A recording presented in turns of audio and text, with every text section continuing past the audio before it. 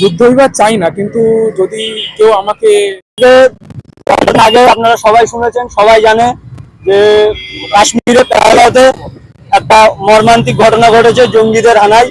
সাধারণ মানুষের যান চলে গিয়েছে, সাধারণ ভারতবাসীর যান চলে গিয়েছে। তো সেই উপলক্ষে কাল রাত 1:40 ভারত যোগ্য জবাব দিয়েছে। তার জন্য আমরা খুশিতে আজকে মিষ্টি বিতরণ করছি বারাসাত চাপাডালি মোড়ে। মানুষ মিষ্টি দিয়ে খাচ্ছে। একদম একদম সবাই মিষ্টি খাচ্ছে আর সবাই খুব খুশি, সবাই খুব আনন্দিত, অনেক অনেক আনন্দিত সবাই, আর আমরাও আনন্দিত। কি নাম তোমার? আমার নাম জাহিদ ইসলাম।